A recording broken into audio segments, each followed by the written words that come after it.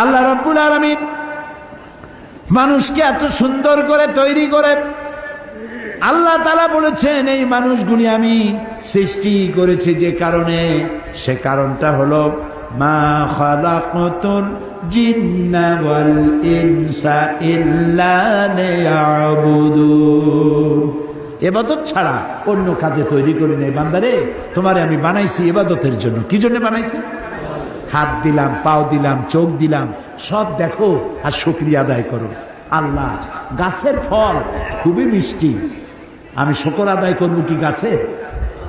কার করব? এই লোকটার গলার আওয়াজ এত মিষ্টি, এই যে মশিউর রহমান কি সুন্দর গান গাইবেন, আল্লাহ তার গলাটা ভালো রাখুক, কি সুন্দর গান গাইল। এখন প্রশংসা কি মশিউরের? এ প্রশংসা কার? ডাক্তারের চিকিৎসায় ভালো হয়েছি, প্রশংসা কি ডাক্তারের? প্রশংসা আমার ওই আল্লাহর, যিনি ডাক্তারকে সঠিক ডায়াগনোসিস করার তৌফিক দিয়েছেন, আর আল্লাহ তাআলা আমার রোগকে ভালো করেছেন। আমাদের পিতা আবুল আম্বিয়া হযরত ইব্রাহিম আলাইহিস সালাম বলেছেন, ওয়াইজা মারিতু ফাহুয়া ইয়াশফিন, আমি যখন অসুস্থ হই তখন আমাকে রোগমুক্ত কে করে?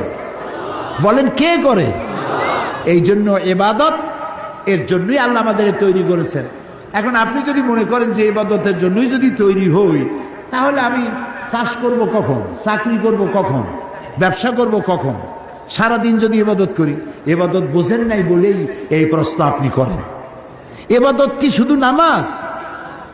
শুধু নামাজ রোজা ইবাদত নয়, শুধু নামাজ রোজা হজ যাকাত ইবাদত নয়।